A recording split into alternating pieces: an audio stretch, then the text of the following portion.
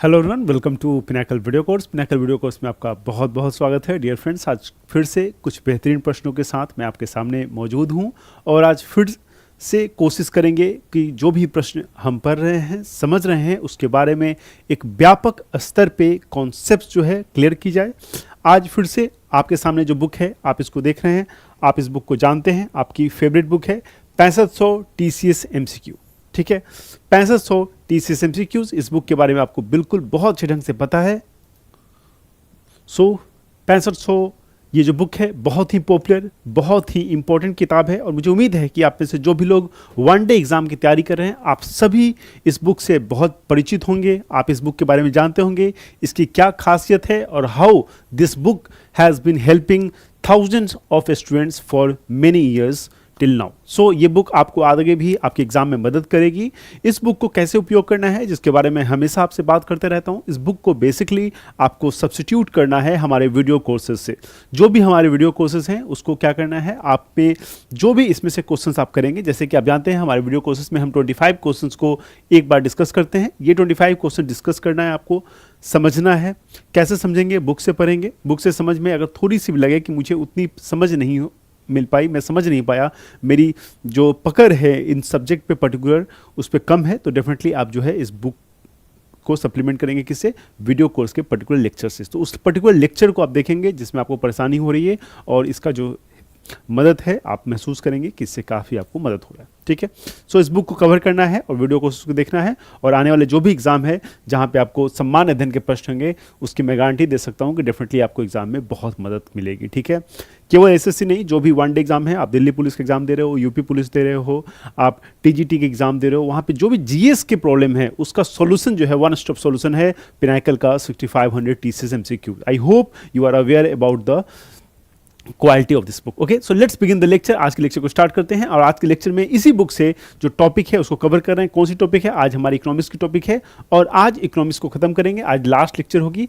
आज सारे प्रश्न जितने भी इकोनॉमिक्स के, अर्थशास्त्र के इस बुक से बचे हुए हैं उसको आज हम लोग डिस्कस करने वाले। Okay, so let's begin the lecture with the topic of economics and the topic is miscellaneous. कुछ मिसलेनियस प्रश्न जो हैं वो रह गए हैं, उसको हम डिस्कस करते हैं। आपके सामने स्क्रीन पे पहला सवाल, the bankruptcy legislative reforms committee. Okay, so committee की बात हो रही है, एक समिति की बात हो रही है।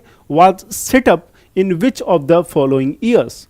सो दिवालियापन कानून सुधार समिति BLRC की स्थापना जो है निम्न में से किस वर्ष की गई थी? निम्न में से किस वर्ष की गई थी? 2010, 2009, 2014, 2016, 2012 इनफैक्ट। ओके, सो 9, 10, 12, 14। सो हमेशा ध्यान रखना है आपको क्या है। देखिए, एक क्या है, एक है आपका insolvency and bankruptcy board of India. ये क्या है? ये बोर्ड है। ठीक है, ये बोर्ड है। ठीक है, यहां पे किसकी बात हो रही है? यहां बात हो रही है बोर्ड की। ठीक है, लेकिन क्वेश्चन क्या है? क्वेश्चन पूछा गया आपके समिति पे, यानी कि कमिटी पे। ठीक है, अगर बोर्ड का सवाल कभी भी आ जाए आपसे, कभी भी बोर्ड का सवाल आपसे पूछ ले, हमेशा ध्यान रखना इसका गठन कब हुआ था? इसका गठन हुआ था 2016 में। ठीक है, 2016 में। लेकिन ये समिति कब गठित हुई? ये हुई 2014 में। ठीक है, सो दिवालियापन, जब भी कोई कंपनी, कोई बैंक, कोई इस तरह के दिवालियापन घोषित करता है तो डेफिनेटली उससे रिलेटेड जो है ये बोर्ड और उससे रिलेटेड ये कमिटी जो है उसका गठन किया गया। ठीक है, क्लियर, याद रहेगा। Bankruptcy legislative reform committee was set up in 2014। Okay,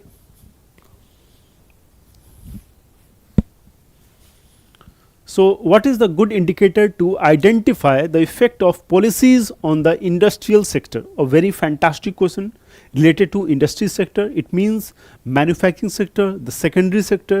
So आपको पता है कि इकोनॉमी को हम लोग 3 भागों में बांटते हैं, प्राथमिक क्षेत्र, द्वितीयक क्षेत्र और तृतीयक क्षेत्र। Primary sector, secondary sector, tertiary sector. Primary sector में एग्रीकल्चर, माइनिंग, इस तरह की चीज़ें आती हैं जो रॉ मटेरियल से रिलेटेड है, जो नेचुरल रॉ मटेरियल है, जो प्राकृतिक संसाधन है जिसका उपयोग करके हम कोई अगर प्रोडक्ट उपजाते हैं तो उसको हम लोग क्या कहते हैं? प्राइमरी सेक्टर कहते हैं। जैसे कि कोयला, ये क्या है? माइनिंग। ठीक है, कोयला हो गया, आपका एग्रीकल्चर हो गया, ये सब क्या है, ठीक है, ये सारी चीज़ें जो हैं वो क्या है, एग्रीकल्चर सेक्टर से हैं या प्राइमरी सेक्टर से हैं, ठीक है। सो एग्रीकल्चर एक बहुत अच्छा एग्जांपल है। उसी तरह सेकेंडरी सेक्टर में मैन्युफैक्चरिंग बहुत अच्छा एग्जांपल है।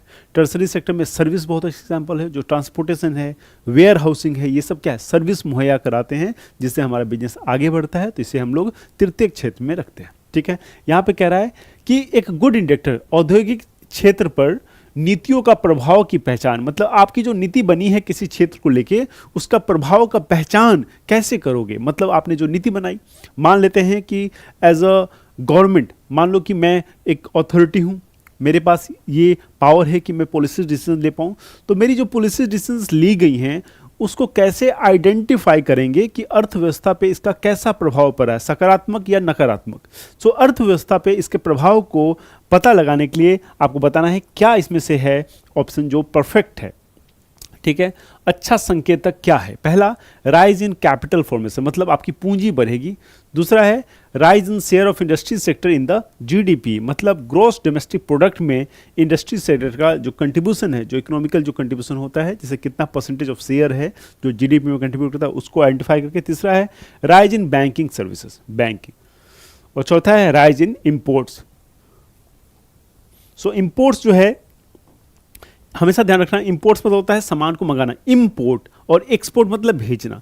इंपोर्ट जो है हमारे अर्थव्यवस्था के लिए कभी भी अच्छा नहीं होता, क्योंकि जब भी हम कोई सामान मंगाते हैं तो इसके वजह हम लोग क्या भेजते हैं, डॉलर भेजते हैं, और डॉलर भेजते हैं तो हमारे पास डॉलर की क्या होती है, कमी हो जाती है, ठीक है। तो वो एक जो है अर्थव्यवस्था के लिए सही संकेतक नहीं है। क्लियर, सही संकेतक नहीं है। सो क्या आंसर हो जाएगा इसका? बेस्ट और सबसे बढ़िया जो आंसर है वो हो जाएगा rise in share of industry sector in GDP. So growth, सकल घरेलू उत्पाद में जिस सेक्टर का कंट्रीब्यूशन जितना ज़्यादा है उस पे जो आपके पॉलिसीज डिसीजंस हैं उसके प्रभाव जो है उतने सकारात्मक हैं, वो उतना अच्छा परफॉर्म कर रहा है। Okay, so right answer will be B. GDP में शेयर से हमें पता चल जाएगा कि ये जो सेक्टर है वो काफ़ी ग्रो कर रहा है। क्लियर? ओके।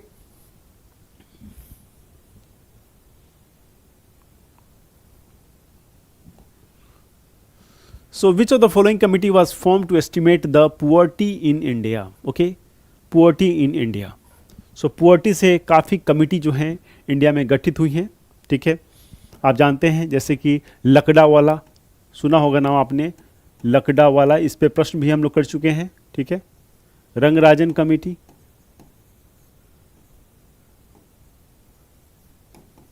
रंगराजन कमेटी, ये सब कमिटीज़ जो हैं काफ़ी इंपॉर्टेंट हैं। और यहाँ पे आप देखेंगे तेंदुलकर कमेटी। ओके, सो तेंदुलकर कमेटी एक ऐसी कमेटी है जिसका संबंध किससे था? पुअर्टी एस्टिमेट से। किसका संबंध था? ध्यान रखना किससे है? पुअर्टी एस्टिमेट से, ठीक है। क्लियर? सो तेंदुलकर कमेटी, अलग committee, Rangarajan committee, Lakdawala committee, ये तमाम ऐसे समितियाँ हैं जिसका गरीबी से कहीं ना कहीं रिलेटेड था। उसके जो एस्टिमेट्स हैं, ठीक है, कितने गरीब हमारे यहाँ हैं, क्या मापदंड है, इससे रिलेटेड जो डिसीजंस वगैरह हैं, पोवर्टी से रिलेटेड जो भी इनपुट्स हैं जो गवर्नमेंट को दिया जाता है वो इन समितियों के द्वारा दिया गया है। और काफ़ी इंपॉर्टेंट है। क्यों इंपॉर्टेंट है? क्योंकि आपके एग्जाम में ये बार बार रिपीट होकर ये प्रश्न आते हैं, ठीक है। तो याद रखिएगा ये सारी समितियाँ काफ़ी महत्वपूर्ण हैं। Okay, so given here is a data of percentage. Okay, given here is a data of percentage of people living below the poverty line in different areas. क्या कह रहा है यहाँ? विभिन्न क्षेत्रों में 2011-12 का जो सेंसस है उसके अनुसार गरीबी रेखा से नीचे रहने वाले लोगों की प्रतिशत का आंकड़ा दिया गया है। निम्नलिखित में से सही आपको सुमेलित करना है, मैचिंग करना है। Match the following correctly, match the following correctly.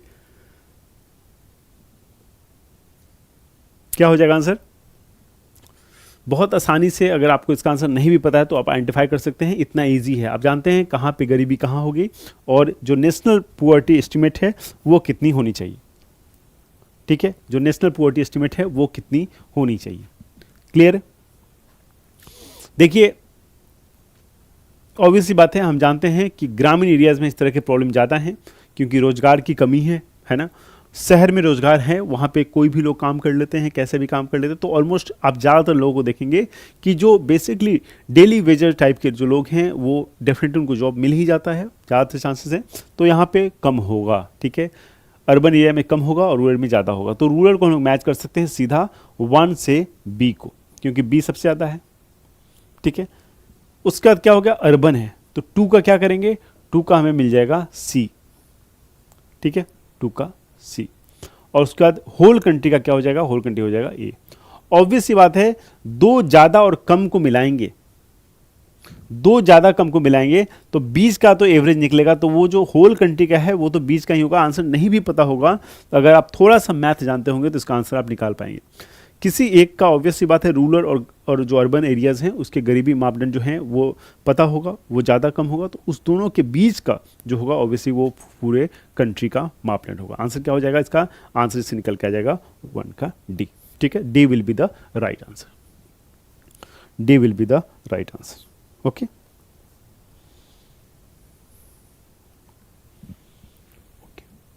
So the Green Revolution in India was initiated by M.S. Swaminathan in which decade? Decade की बात हो रही है, ठीक है। So M.S. स्वामीनाथन को आप जानते हैं, father of Indian green revolution कहते हैं, ठीक है।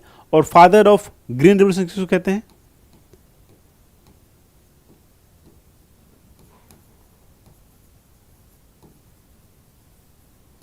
नॉर्मन बोरलॉग, नॉर्मन बोरलॉग, ठीक है।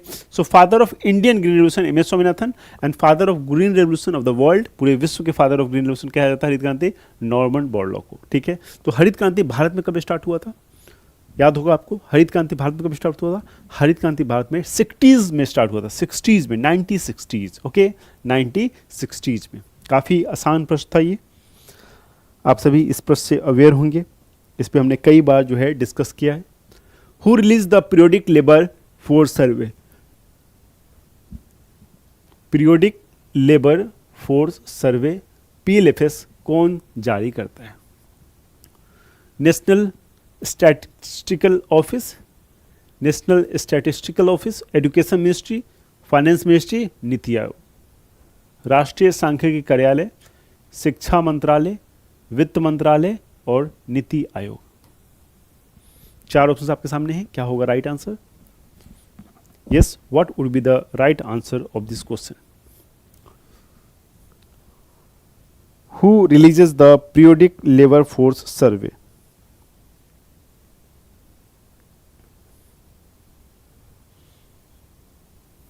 सो द एम्प्लॉयमेंट रेट जो है, कितने अनएम्प्लॉयड हैं, उस तरह की चीज़ें जो लेबर के हैं उसमें स्टैटिक, ये क्या होता है, एक स्टैटिक्स के तौर पे इसको जो है प्रस्तुत किया जाता है, जिसको कहते हैं पीरियोडिक लेबर फोर्स सर्वे, और ये नेशनल स्टैटिस्टिकल ऑफिस के द्वारा इसको मेजर किया जाता है, ठीक है, राष्ट्रीय सांख्यिकी कार्यालय के द्वारा मेजर किया जाता है, ठीक है, clear. So cooperative sector industries are operated by producers and suppliers, ठीक है, किसकी बात हो रही है, यहाँ पे बात हो रही है कोऑपरेटिव सेक्टर को, जिसको हिंदी में कहते हैं सहकारी क्षेत्र। Cooperative sector industries are operated by producers and suppliers of raw material, which of the following is an example of a cooperative sector industries, ठीक है, which of the following is an example of a cooperative sector industries, cooperative sector industry, okay. So सहकारी क्षेत्र के उद्योग कच्चे माल के उत्पादक और आपूर्तिकर्ताओं द्वारा संचालित होते हैं, निम्नलिखित में से कौन सा सहकारी क्षेत्र के उद्योग का उदाहरण है, ओके। सो जो पहला लाइन है आप देख रहे हैं, ये पहला लाइन क्यों है, this line is given just for the sake of making an additional line, सीधा सा क्वेश्चन है कि निम्नलिखित में से कौन सा सहकारी क्षेत्र के उद्योग का एक उदाहरण है। 4 ऑप्शन आपके सामने हैं, भेल, Bharat heavy electrical limited, TISCO, sugar industries और ऑयल इंडिया लिमिटेड, ठीक है, ऑयल इंडिया लिमिटेड, चीनी उद्योग, टिस्को और भेल। आंसर क्या हो जाएगा, आप सभी जानते हैं चीनी उद्योग जो है बहुत अच्छा और उम्दा उदाहरण है हमारे सहकारी क्षेत्र का, ठीक है, हमारे कोऑपरेटिव सोसाइटी का, clear, okay.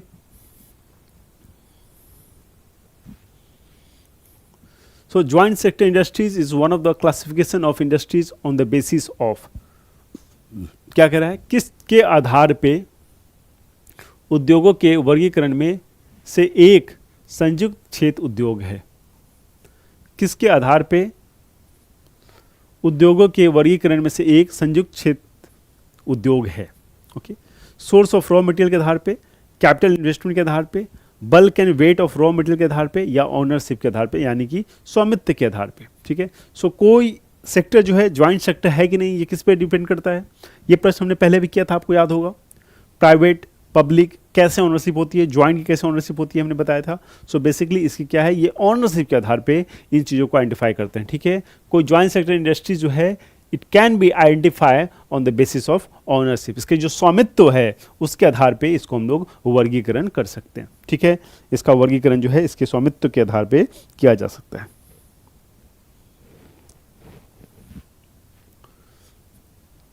The Purple Revolution which was launched in Jammu and Kashmir is also known as, okay, कह रहा है कि बैगनी क्रांति यानी कि पर्पल रिवोल्यूशन जिसे जम्मू एंड कश्मीर में शुरू किया गया था। कहाँ किया गया था, जम्मू एंड कश्मीर में। ये भी एक महत्वपूर्ण फैक्ट है, आपके एग्जाम में पूछ सकता है कि पर्पल रिवोल्यूशन कहाँ पे स्टार्ट किया गया, जम्मू एंड कश्मीर में शुरू किया गया, ठीक है।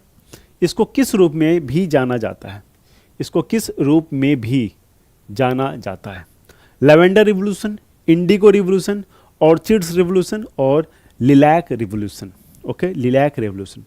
लेवेंडर क्रांति, इंडिगो क्रांति, ऑर्किड क्रांति और लिलैक क्रांति, ठीक है। ये चारों ऑप्शंस हैं, ओके।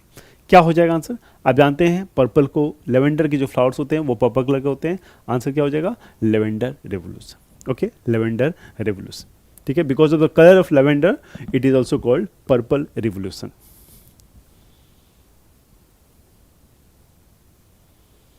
ओके।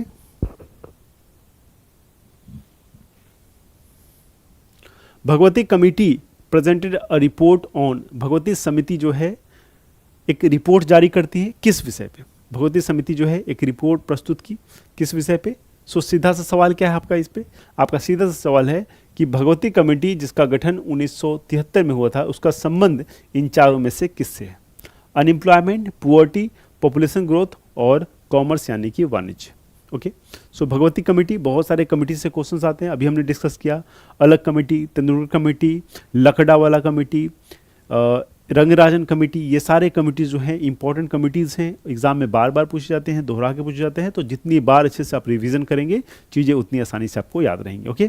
क्या आंसर हो जाएगा, सो भगवती कमेटी का संबंध था आपका अनएम्प्लॉयमेंट से, किसका, अनएम्प्लॉयमेंट यानी कि बेरोजगारी से, ठीक है, clear.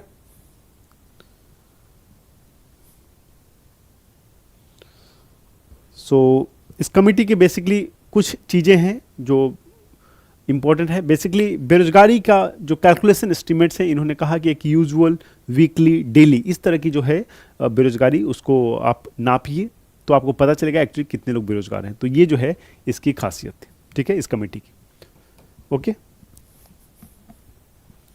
Let's move to next question. So in India social groups which are most vulnerable to poverty are, okay. So Bharat में जो सामाजिक समूह है, भारत में जो सामाजिक समूह है निर्धनता के प्रति सर्वाधिक असुरक्षित है, सर्वाधिक सुरक्षित है। सो वो कौन से हैं, बेसिकली आप जानते हैं जिसके पास भी अगर थोड़ी सी इकोनॉमिकल स्थिति अच्छी नहीं है, ऑब्वियस सी बात है they fall into category of poor, below poverty line. But there are certain sections, कुछ ऐसे समूह हैं, कुछ ऐसे वर्ग हैं जो ज़्यादा वल्नरेबल हैं। मतलब आप जानते हैं, उदाहरण के तरह मैं आपको समझा रहा हूँ कि अगर आपको कहीं पे चोट लगी हुई है और वहाँ पे आपको फिर से चोट लगेगी तो वो काफ़ी दर्दनाक और काफ़ी पेनफुल हो सकता है। इसलिए हमारे समाज में कुछ ऐसे वर्ग हैं जिनकी स्थिति पहले से ही बहुत सुधरी हुई नहीं है, उनकी स्थिति अभी भी अच्छी नहीं है, और उनको जब भी कोई परेशानी होती है, उदाहरण के तौर पे मान लीजिए कोई मेडिकल कंडीशन होता है। सो मेडिकल कंडीशन आप जानते हैं अगर कोई एक बीमारी लग गई तो आपको गरीबी रेखा के नीचे जाने में के लिए वो काफ़ी है, ठीक है। सो ऐसी स्थिति में कुछ ऐसे सेक्शन हैं जो ज़्यादा वल्नरेबल होते हैं, मतलब गरीबी का अगर एक बेल भी नॉक हुआ दरवाजे पे तो समझो वो गरीब हो जाएंगे, ऐसी परिस्थिति होती है उनके साथ। डेफिनेटली इसमें कौन सेक्शन आएंगे, schedule caste house hold, schedule tribes house hold, basically दोनों जो है इसमें आएंगे। आंसर क्या हो जाएगा, आंसर हो जाएगा बी बोथ 1 and 2, ठीक है, B both 1 and 2, okay. So in the context of micro finance SHG refers to, काफ़ी आसान प्रश्न है। सेल्फ हेल्प ग्रुप आप जानते हैं, सेल्फ हेल्प ग्रुप, ठीक है। सेल्फ हेल्प ग्रुप का क्या काम है, सेल्फ हेल्प ग्रुप जानते हैं ये काम करती है ग्रुप में, ठीक है, एक ग्रुप होता है इनका, ठीक है। माइक्रो फाइनेंस के क्षेत्र में काफ़ी अच्छा रोल है इनका, माइक्रो फाइनेंस, ठीक है। कोलेट्रल फ्री लोन आपको मिलेगा यहां से, collateral free loan. Collateral free मतलब लोन मतलब यहाँ पे कोई चीज़ गिरवी रखने की जरूरत नहीं है, सेल्फ हेल्प ग्रुप आपको ऐसे ही लोन देते हैं, ठीक है। सो काफ़ी अच्छा है फाइनेंशियल इंक्लूजन के लिए। जो फाइनेंस की पहुँच जहाँ तक नहीं थी वहाँ तक जो है सेल्फ हेल्प ग्रुप के कंट्रीब्यूशन से फाइनेंस की पहुँच आज वहाँ है। आज गाँव में भी लोग 20-25 हज़ार लेके अपना जो रोजगार है वो शुरू कर रहे हैं, अपना जो बिजनेस है उसको स्टार्ट कर पा रहे हैं। So okay, so let's move to next question. So since 2070 the finance minister in India has been presenting the union budget। क्या है प्रश्न? 2017 से भारत में जो वित्त मंत्री हैं किस तारीख को देश के लिए केंद्रीय बजट पेश कर रही हैं? ओके, 2017 से भारत में वित्त मंत्री किस तारीख को देश के लिए केंद्रीय बजट पेश करती है? कितने तारीख को होता है केंद्रीय बजट पेश? ये होता है 1 फरवरी को, ठीक है। हर एक साल 1 फरवरी को केंद्रीय बजट पेश होता है।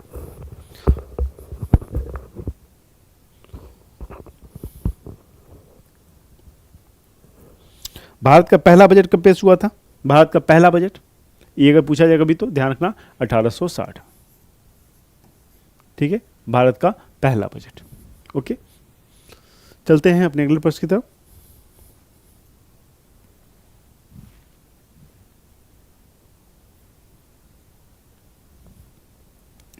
Income of a state which arise out of property left by people without a legal heir is called। okay, so राज्य की आय जो कानूनी उत्तराधिकारी के बिना लोगों द्वारा छोड़ी गई संपत्ति से उत्पन्न होती है वो क्या कहलाती है? क्या प्रश्न है? प्रश्न कह रहा है कि मान लीजिए कि कोई ऐसा व्यक्ति है जिसके पास 5000 करोड़ की प्रॉपर्टी है लेकिन उनका कोई बच्चा नहीं है। सो वो जो प्रॉपर्टी है वो क्या कहलाएगी? क्योंकि ऑब्वियस सी बात है वैसी प्रॉपर्टी सरकार के पास चली जाएगी तो उस प्रॉपर्टी को हम क्या कहेंगे? राज सत्यकरण, प्रादेश, दे नोवो और अपराधीकर कार्य यानी कि फेलोनी, स्टेट, रिट, डी नोवा और फेलोनी। क्या हो जाएगा right answer? Yes, that is called state यानी कि राज सत्यकरण, ठीक है, राज सत्यकरण। स्टेट जो है ये राइट आंसर हो जाएगा। अब क्या है? नो लीगल है, हमेशा ध्यान रखना नो लीगल है, absence of legal higher. Okay, जब कोई बच्चा उच्चा नहीं है तो ऐसी प्रॉपर्टी जो है सरकार ले लेती है, उसको हम लोग क्या कहते हैं? स्टेट कहते हैं। ओके,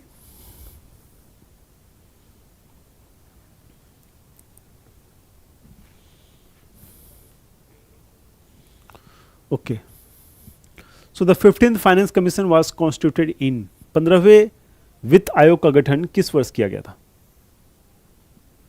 किस वर्ष किया गया था? 15वें वित्त आयोग का गठन जो है किस वर्ष किया गया था? अब तो 16वें का भी गठन हो चुका है, 16th का भी गठन हो चुका है। 15वें का कब किया गया था? 2017 में, ठीक है, 2017 में। कौन थे head? N K Singh, N K Singh, ठीक है, 2017 में। और हेड कौन थे इसके? इसके हेड थे एनके सिंह। ओके, किसकी बात हुई है? फाइनेंस कमीशन की बात हो रही है। फाइनेंस कमीशन के बारे में आप जानते हैं हमारे संविधान में से रिलेटेड प्रोविजन है, किसमें? आर्टिकल 280 में, आर्टिकल 280 में, ठीक है। 16वें वित्त आयोग के चेयरमैन कौन है? 16th जो फाइनेंस कमीशन है, who is the chairman of 16th finance commission? Is Arvind Panagariya. Okay, Arvind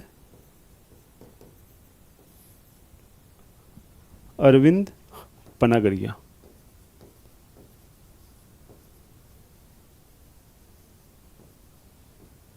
clear? समझ में आई चीजें? ओके, सो ये सारे फैक्ट याद रखिएगा, अप टू डेट फैक्ट है, एग्जाम में आपसे बार बार पूछे जाते हैं। Make sure you do not repeat any mistake. Okay, so what is the upper limit of annual house hold income for micro finance borrows in rural areas? क्या कह रहा है? ग्रामीण क्षेत्रों में सूक्ष्म वित्त उधारकर्ताओं के लिए वार्षिक घरेलू आय की ऊपरी सीमा क्या है? वार्षिक घरेलू आय की ऊपरी सीमा क्या है? What is the upper limit of annual household income for microfinance borrowers in rural areas? Okay, सो ग्रामीण क्षेत्रों में सूक्ष्म वित्त मतलब जो भी माइक्रो फाइनेंस हैं उसके बोरोवर्स के लिए जो ग्रामीण एरिया में है उनके लिए जो अपर लिमिट है वो क्या है, ठीक है। यहाँ पे अपर लिमिट की बात हो रही है of annual house hold income for micro finance borrowers in rural India's, ठीक है। क्या है ये अपर लिमिट? ये जो अपर लिमिट है वो है 1.25 lakhs, ठीक है। काफ़ी अच्छा प्रश्न है, ठीक है। किस एरिया में डिफाइंड होता है कि कितना लोन जो है इसके लिए एलिजिबल है, कोई आपकी हाउस होल्ड इनकम कितनी होनी चाहिए, ये तमाम जो लिमिटेशंस हैं ये आपको पता होने चाहिए, एग्जाम में पूछी जाती हैं। ओके, सो बहुत ध्यान से इन सब प्रश्नों को देखिएगा। Okay, 1.25। Okay, so in the year Indira Gandhi, the then Prime Minister of India, issued a special attempt titled Wheat Revolution to usher in the Green Revolution. Okay, so Wheat Revolution to usher in the Green Revolution. किस वर्ष भारत की तत्कालीन प्रधानमंत्री इंदिरा गांधी ने हरित क्रांति की शुरुआत करने के लिए गेहूं क्रांति शीर्षक से विशेष डाक टिकट जारी किया था? गेहूं क्रांति शीर्षक से विशेष डाक टिकट जारी किया था। 1987, 1975, 1943 या 1968? ग्रीन रेवोल्यूशन कब हुआ था? 1960s में, 1960s में। ओके, सो 43 तो एकदम आउटडेटेड हो गया। अगर आप देखोगे तो ये दोनों भी आइडेंटिफाई कर सकते हो कि ये भी आउटडेटेड है, क्योंकि इतने बाद क्यों जारी करेगा कोई, थोड़ी देर बाद ही करेगा ना, 5 साल 8 साल 10 साल मैक्सिमम, ठीक है। तो 70s के अराउंड होना चाहिए। आंसर भी क्या है? 1968। इसलिए मैंने कहा है कि इकोनॉमिक्स के प्रश्न के लिए आपको पढ़ने की जरूरत नहीं है। इकोनॉमिक्स के जो भी आपके एमसीक्यूज आपके किसी भी एग्जाम में मिलेंगे वो मैक्सिमम क्वेश्चन जो होंगे वो अंडरस्टैंडिंग बेस्ड होंगे। आपकी अगर समझ अच्छी है, आप अच्छा सोचते हैं, आप एनालाइज कर सकते हैं एग्जाम सॉल्व के अंदर, कुछ नहीं चाहिए। इसके लिए बहुत एक्सपर्ट होने की जरूरत नहीं है। आपको एज ए कॉमन मैन सोचना है, कॉमन मैन सोचना है। यहाँ बताइए, अगर इस क्वेश्चन में आपको पता है कि 1960s में अगर हरित क्रांति हुई है, तो आप सोचिए कि कोई डाक टिकट, मतलब कुछ अच्छा हुआ उसके लिए डाक टिकट जारी होते हैं, बेसिकली एक तरह से एट्रीब्यूट करते हैं कि भाई इतना अच्छा डेवलपमेंट हमारे कंट्री में हुआ, उसको एट्रीब्यूशन के लिए। तो वहाँ पे आप देखिए इतना लेट से क्यों जारी किया जाएगा? ऑब्वियसली बात है 60s में हुआ तो उसी दौरान किया जाएगा ना, तो आंसर जो है इतना आसानी से आपको निकल के मिल जाता है। ओके,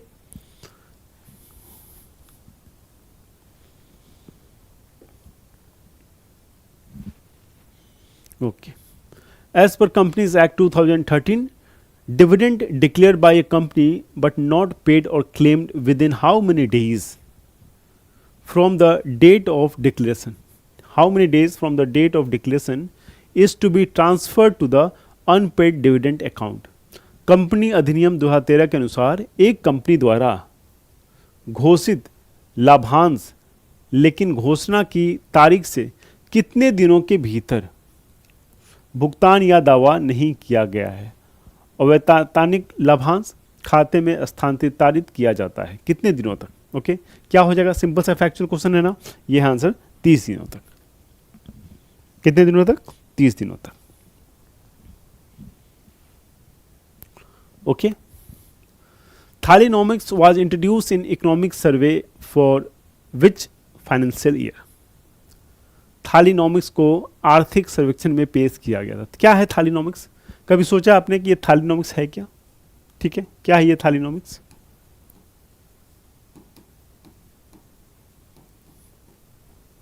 थालीनॉमिक्स को आप देखोगे तो इसको 2 शब्दों से आपको पता चलेगा कि मिलके बना है। एक तो है आपका थाली, जो कि इंडियन थाली आप जानते हैं, थाली, और दूसरा है इकोनॉमिक्स। सो यहाँ पे सवाल है, द इकोनॉमिक्स इन्वॉल्व इन अ थाली। सो एक इंसान को एक थाली खाना में जो पैसा लगता है, जो निवेश लगता है, बेसिकली उस पर कॉन्सेंट्रेट किया गया है। इससे महंगाई के ऊपर विशेष बल दिया गया है। कितनी महंगाई है? एक आम आदमी को एक थाली खाने में, एक प्लेट खाना में कितना पैसा लगता है, ये आर्थिक दृष्टिकोण से समझा गया कि काफ़ी महत्वपूर्ण है समझना, और that is why thalinomics concept was used in economic survey. किस साल किया गया ये? किस साल किया गया? ये किया गया 2019-20 में, ठीक है। सो द कॉस्ट ऑफ थाली, ठीक है, इसका क्या है? कॉस्ट ऑफ थाली को आइडेंटिफाई करने के लिए, कॉस्ट ऑफ थाली, ठीक है, ये जो है आइडेंटिफाई करने के लिए थाइरोनॉमिक्स कॉन्सेप्ट को यूज किया गया। Okay, so in which year did the government of India set up the first mutual fund by an act of parliament?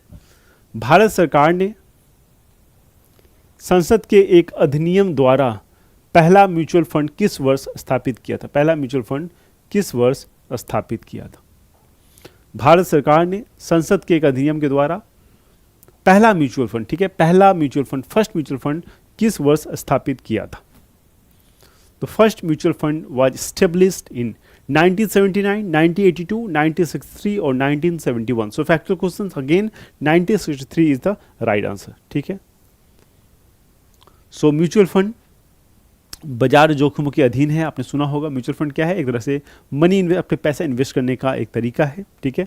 सो एक क्या है? एक इन्वेस्टमेंट प्लेटफॉर्म है, ठीक है। क्या है? एक इन्वेस्टमेंट प्लेटफॉर्म है।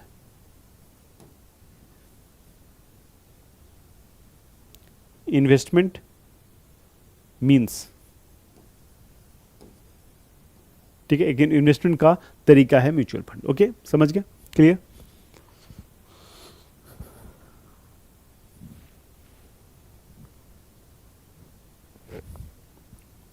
In which year did the company IBM and Coca-Cola shut down their operations for not being able to comply with the Foreign Exchange Regulation Act? ठीक है, in which year did the companies IBM and Coca-Cola shut down their operations? ठीक है, operations को बंद करना पड़ा complete. फिर क्यों? Because of not being able to comply with the Foreign Exchange Regulation Act, FERA. आप जानते हैं फीरा जो है बाद में फीमा बन गया, मैनेजमेंट एक्ट हो गया। सो किस साल ये हुआ था? कंप्लाई नहीं कर पा रहे थे, जो भी रूल्स रेगुलेशन था उसको फॉलो नहीं कर पा रहे थे, और उसके कारण जो है इनके ऑपरेशंस को समाप्त करना पड़ा भारत में। किस साल हुआ था ये? 64, 81, 56 या 77?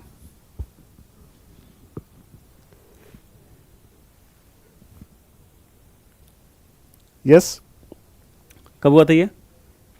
फिर से फैक्चुअल क्वेश्चन है 1977। ओके, सो क्या है? आईबीएम एंड कोका कोला क्या हुआ? शट डाउन करना पड़ा था ऑपरेशन, ठीक है। आईबीएम कोका कोला दोनों बहुत बड़ी जाइंट कंपनी है और दोनों को जो है बिजनेस स्टॉप करना पड़ा था। सो ये जो रूल्स रेगुलेशन आप देख सकते हैं, जो भी कंपनीज हैं इनके लिए स्ट्रॉन्ग रूल्स होते हैं, इनको फॉलो करना पड़ता है। They have to comply. Okay,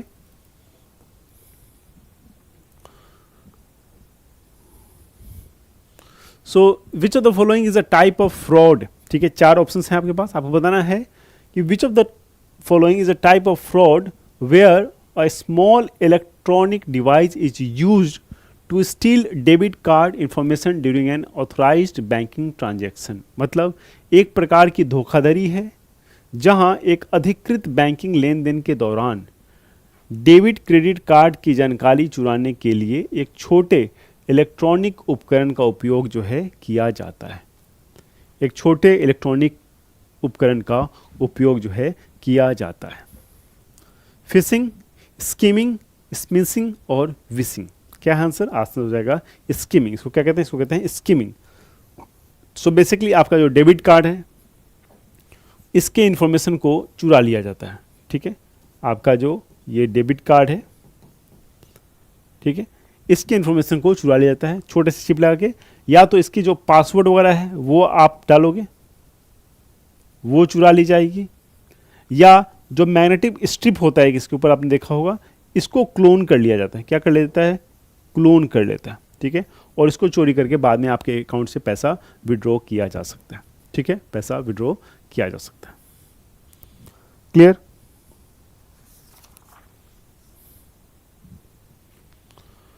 So an asset that has remained in substandard category for a period of 12 months is classified as what kind of assets by a bank? क्या कह रहा है? एक परिसंपत्ति जो 12 महीनों की अवधि के लिए, 12 महीनों की अवधि के लिए अमानक यानी कि एक श्रेणी है जिसको कहते हैं सबस्टैंडर्ड यानी कि घटिया श्रेणी में बनी हुई है, उसे बैंक द्वारा क्या कहा जाता है? दैट इज कॉल्ड डाउटफुल, ठीक है, डाउटफुल, ठीक है। सो आप जानते हैं भारत के बैंकों में बहुत बड़ी समस्या है अभी non performance asset, non performance asset, non performance asset, जिसको कहते हैं एनपीएस, नॉन परफॉर्मेंस एसेट, मतलब वैसा एसेट जो परफॉर्म नहीं कर रहा हो। इसका क्या एग्जांपल है? इसका बहुत से एग्जांपल है। आप में से बहुत सारे स्टूडेंट्स, आप में से जो भी स्टूडेंट्स हैं जो तैयारी कर रही हैं, क्या है, आप लोग एसेट्स हैं अपने पेरेंट्स के, लेकिन अभी क्या कर रहे हैं, अभी आप लोग परफॉर्म नहीं कर रहे हैं। परफॉर्मेंस कब होगा? जब आपकी जॉब लगेगी, वो सैलरी आप लेके आओगे, अपने पेरेंट्स को दोगे, तो क्या है, आप जो वो एसेट हो जाओगे जो क्या करोगे, जो परफॉर्म करोगे, जो एनपीएस से बाहर निकल जाओगे। ठीक है, अभी देखिए 3-4 अटेम्प्ट आपके हो चुके हैं एग्जाम देते हुए। आप किस श्रेणी में हो? आप हो डाउटफुल श्रेणी में, संदिग्ध श्रेणी में। ऑब्वियसली आपके पेरेंट्स बात करते होंगे कि इससे निकलेगा कि नहीं निकलेगा एग्जाम, है ना। इसी तरह बैंक भी बात करती है कि जो लोन दिया हुआ था ये लौटेगा कि नहीं लौटेगा। सर 12 महीने से ऊपर हो चुके हैं, एक भी पैसा नहीं आया है। तो उस तरह से उसका वर्गीकरण होता है। इसलिए मैं आपको कह रहा हूँ जल्दी से ये डाउटफुल श्रेणी से बाहर निकलो, जॉब पाओ, नहीं तो 12 महीने से लेट हुआ जॉब में तो पिताजी आपको भी डाउटफुल श्रेणी में डाल देंगे, है ना। बैंक भी इसी तरह करती है जिस तरह से मैं आपको समझाने की कोशिश कर रहा हूँ। बैंक अपने लोन्स को अलग अलग वर्गों में डिवाइड करती है और उसके बाद उस तरह के लोन जो बहुत लंबे समय तक नहीं आ पाते उसको जो है एकदम एनपीएस में डाल दिया जाता है। ठीक है, नॉन परफॉर्मेंस एसेट में। Clear?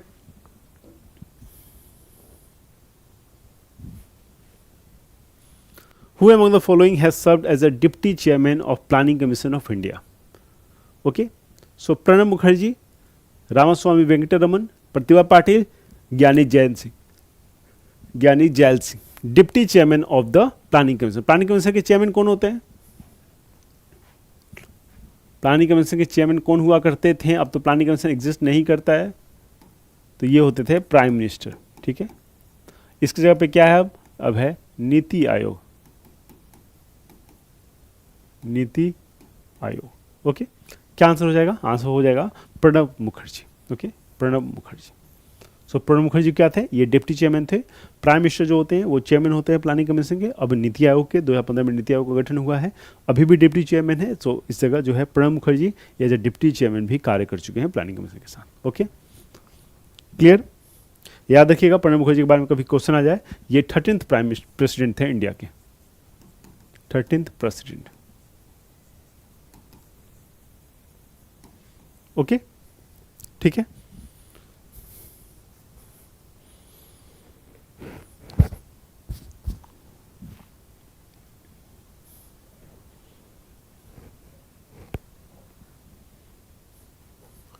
Which classical economist popularise the following phrase? Okay, so एक फ्रेज है और इसको बहुत पॉपुलर बनाया एक शास्त्रीय अर्थशास्त्री थे।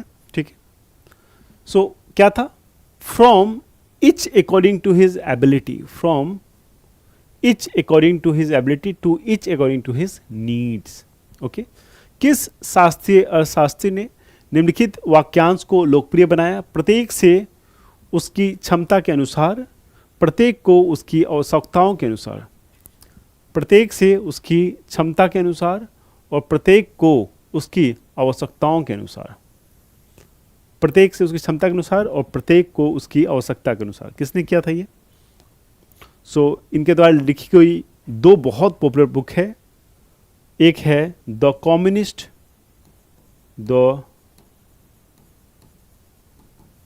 कम्युनिस्ट मैनिफेस्टो और दूसरा है दास कैपिटल। ये दोनों बहुत पॉपुलर बुक है, दोनों बुक इन्होंने ही लिखी है। इनका नाम है none other than Karl Marx. ठीक है, none other than Karl Marx. Okay, consumer protection act was enacted in, उपभोक्ता संरक्षण अधिनियम कब इनेक्ट हुआ? सिंपल क्वेश्चन है, बहुत ही आसान क्वेश्चन है, फैक्चुअल क्वेश्चन है, इजीली आप बता सकते हैं अगर आपको याद हो तो।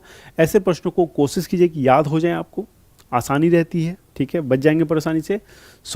उपभोक्ता संरक्षण अधिनियम जो है कब लागू हुआ? 1986 में।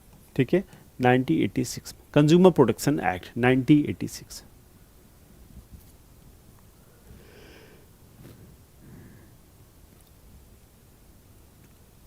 Which economist took the subject of economics away from approaches that focus exclusively on income, growth and utility with an increased emphasis on individual entitlement, capabilities, freedom and rights. So here we are talking about an economist who actually emphasized on individual ability, his capabilities, what he can do, what kind of potential he has. These kind of concepts and these kind of approaches was followed by him. Okay, so किस अर्थशास्त्री ने व्यक्तिगत अधिकारों, क्षमताओं, स्वतंत्रता और अधिकारों पर अधिक जोर देने के साथ आय, विकास और उपयोगिता पर विशेष रूप से ध्यान केंद्रित करने वाले दृष्टिकोण से अर्थशास्त्र के लिए विषय को हटा दिया. ठीक है, सो अर्थशास्त्र का जो विषय था उसका पूरा चेंज कर दिया. इनको नोबेल प्राइज भी मिल चुका है 1998 में इकोनॉमिक्स के लिए.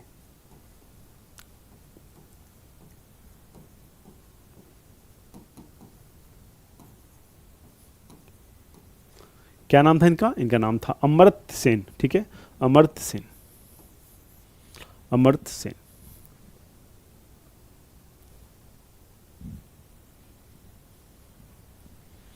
So what is the objective of doughnut model of development? Doughnut model, ठीक है, एक मॉडल है जिसका नाम क्या है, ध्यान से देखेंगे, एक मॉडल है जिसका नाम है डॉगनट मॉडल. ठीक है, ये प्रश्न क्या कर रहा है? डॉगनट मॉडल ऑफ डेवलपमेंट जो है, विकास के डॉगनट मॉडल का उद्देश्य क्या है, पर्पस क्या है इसका? What is the purpose? Doughnut model का उद्देश्य क्या है? ठीक है, पहला है it envisions total abandonment of technology to live at peace with the environment. It envisions the food processing industries as a centre of development. ठीक है, सेंटर ऑफ डेवलपमेंट. उसके बाद है it envisions rapid development at a environmental cost then makes up for it later. And the last is it इन्विजन्स a world, एक ऐसी दुनिया का ये कल्पना करती है जहाँ पे people and the planet can thrive in a balance, जहाँ पे बैलेंस बना सके, किसके बीच में? ग्रह और जो लोग वहाँ रह रहे हैं उन दोनों के बीच में. ये बिल्कुल सही ऑप्शन है. डॉगनट मॉडल यही कहता है कि लोग जो है एक बेसिकली बैलेंस बनाए जिससे हमारे ग्रहों को नुकसान ना पहुँचे, हमारे इन्वायरमेंट को नुकसान ना पहुँचे. इस मॉडल को क्या कहते हैं? Doughnut model. ओके,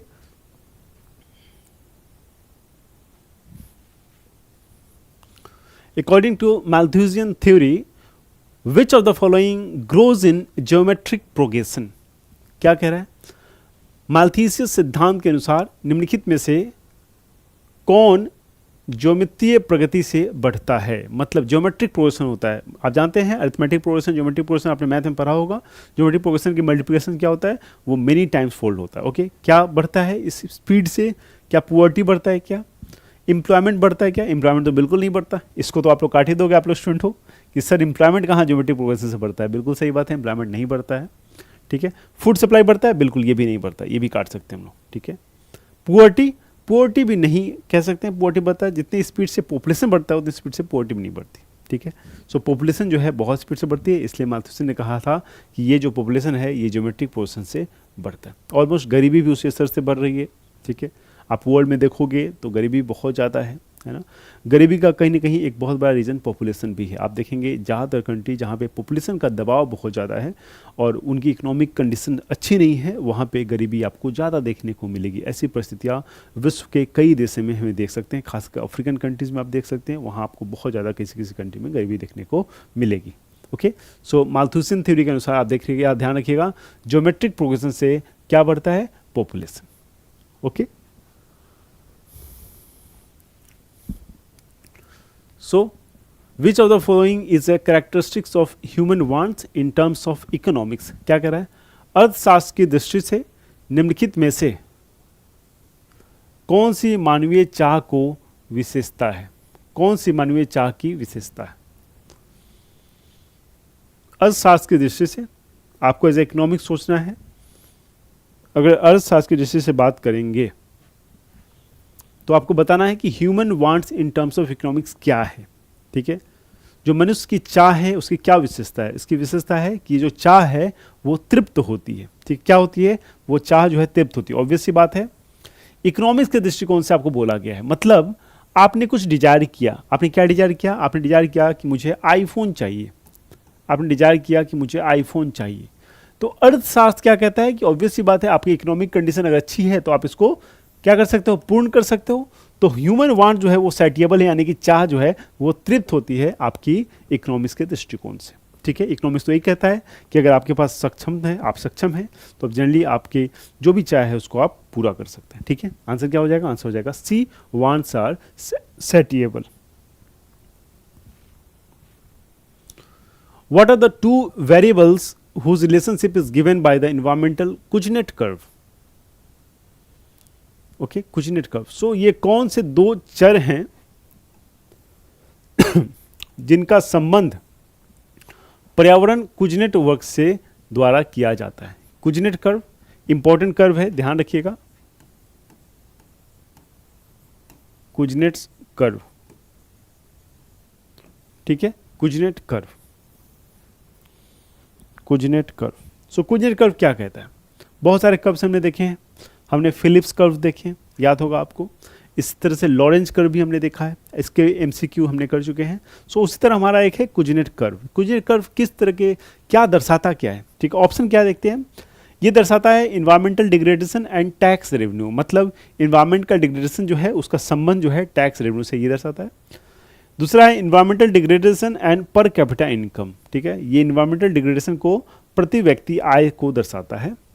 चौथा है inequality and tax revenue, inequality and tax revenue. चौथा है inequality and the per capita income. Okay, चार ऑप्शन दिए गए हैं, क्या आंसर हो जाएगा?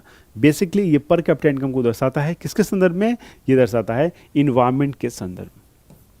क्या हो जाएगा ऑप्शन? ऑप्शन बी जो है इसका सही उत्तर हो जाएगा, ठीक है। याद रखिएगा, कुजनेट कर्व जो है वो इन्वायरमेंट का डिग्रेडेशन होने पे पर कैपिटा इनकम में क्या परिवर्तन आता है उसको ये क्या करता है? दर्शाता है। Clear? Environment degradation and per capita income.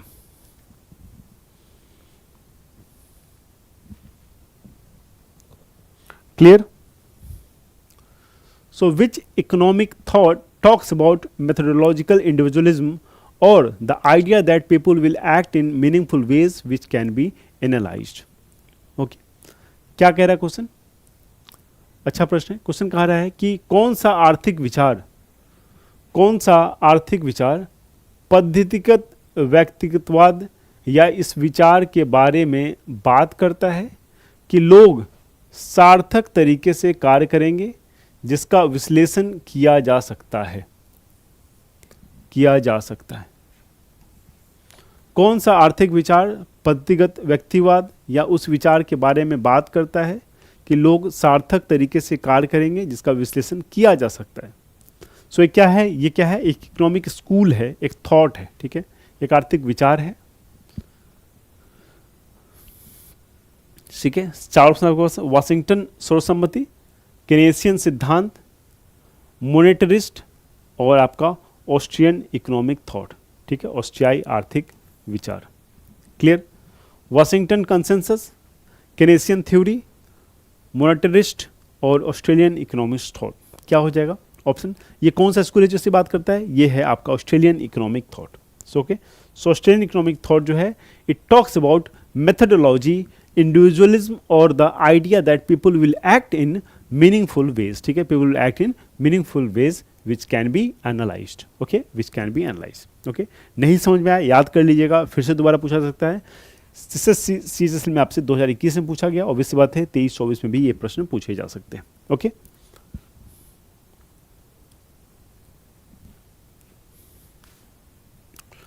so which committee was appointed by SEBI to advise on the development of appropriate regulatory framework for derivatives trading in India in year 1996?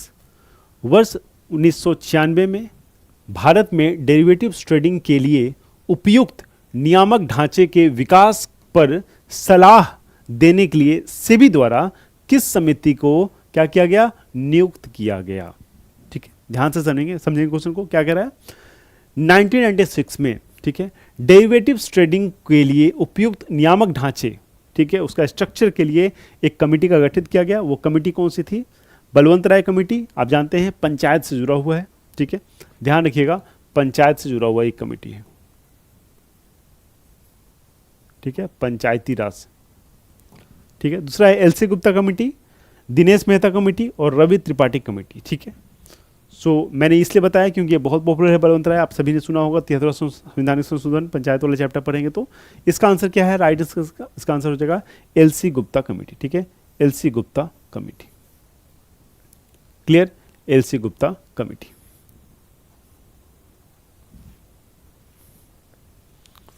The phrase gross national happiness was first coined in. ठीक है, वाक्यांश सकल खुशहाली सूचकांक सबसे पहले कहाँ गढ़ा गया था. कहाँ गढ़ा गया था. द फ्रेज, एक फ्रेज है, क्या नाम है उसका, gross national happiness was first coined in. वाक्यांश सकल खुशहाली सूचकांक सबसे पहले कहाँ गढ़ा गया था.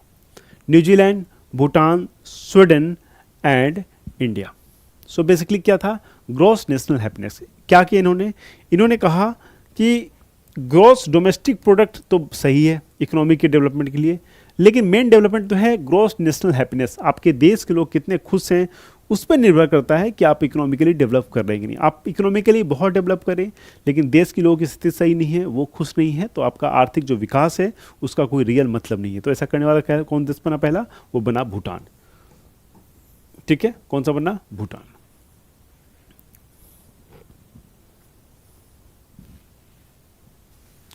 सो related area of golden revolution is. So golden revolution का किस एरिया से संबंध है. ठीक है, गोल्डन रिवोल्यूशन आप वर्ड से जानते हैं, ये क्या है, ये है yellow revolution. Yellow revolution. Fish वाली है ये ब्लू रिवोल्यूशन, पानी से रिलेटेड है, blue revolution.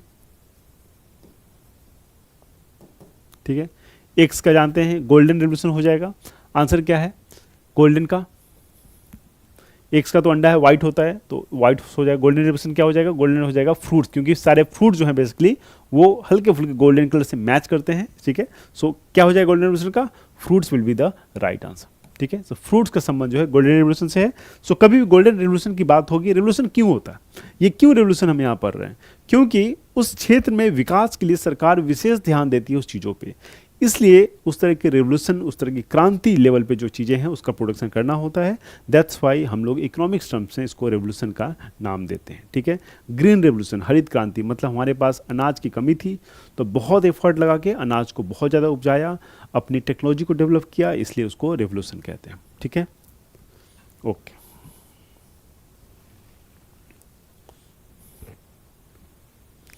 So the Great Leap Forward (GLF) was a campaign initiated in which country in 1958 aimed at industrializing the country on a massive scale. क्या कह रहा है, great leap forward. Great leap, leap में जानते हो कूदना. ठीक है, कूदना 1958 में शुरू की गई एक पहल थी जिसका लक्ष्य बड़े पैमाने पर देश में औद्योगिकरण करना था. बड़े पैमाने पे देश में औद्योगिकरण करना था. तो ये किस देश ने किया था, ये जो पर्पस था किस देश का था, which country actually wanted to do such development, it was none other than, क्या हो जाएगा, चाइना. ठीक है, it was none other than China. सो चाइना जो है आप जानते हैं, चाइना मैन्युफैक्चरिंग सेक्टर में अपनी काफ़ी डेवलपमेंट कर चुका है. ठीक है, काफ़ी डेवलपमेंट कर चुका है और इसलिए आप देखेंगे चाइना का जो है प्रोडक्ट बेस्ड है. ठीक है, इसकी इकोनॉमी जो है काफ़ी तेज़ी से ग्रो कर रही है. ठीक है, इकोनॉमी जो है बहुत तेज़ी से ग्रो कर रही है. क्यों, क्योंकि आप चाइना के, आप जानते हैं एक इंडिया में एक इकोनॉमिस्ट ने कहा था कि कोई ऐसा इंडियन नहीं है जिसके शरीर पे कोई ना कोई चाइनीज़ सामान ना हो. नहीं कुछ होता है तो फ़ोन तो होता ही होता है. ओके, सो आप देखिए किस हाई लेवल पे प्रोडक्शन वहाँ पे चाइनीज़ सामानों का हो रहा है और कितना उनका मैन्युफैक्चरिंग यूनिट स्ट्रॉन्ग है, कितना उनका इंटरनेशनल ट्रेड स्ट्रॉन्ग है कि हर एक इंसान के हाथ में एक चाइनीज़ प्रोडक्ट उन्होंने दे दिया है. ठीक है, तो ये सारे डेवलपमेंट कब से स्टार्ट कर दिया इन्होंने, 1958 में ही इस तरह के जो डेवलपमेंट थे उसके लिए कार्य कर रहे थे और ऐसा उन्होंने किया भी. ओके, सो आज के क्लास में इतना ही. आज हमने इकोनॉमिक्स के सारे लेक्चर्स कंप्लीट कर लिए हैं. आप बहुत मन से पढ़ाई करते रहिए और हमेशा ध्यान रखिएगा कि आप भी अपने पेरेंट्स के लिए धीरे धीरे NPS होते जा रहे हैं, नॉन परफॉर्मेंस एसेट. आपको नहीं छोड़ना है, आपको उससे बाहर निकलना है. Let them give a hope that this time you will qualify your exams. Thank you so much. Please take care. Study hard. We'll meet very soon in our next class.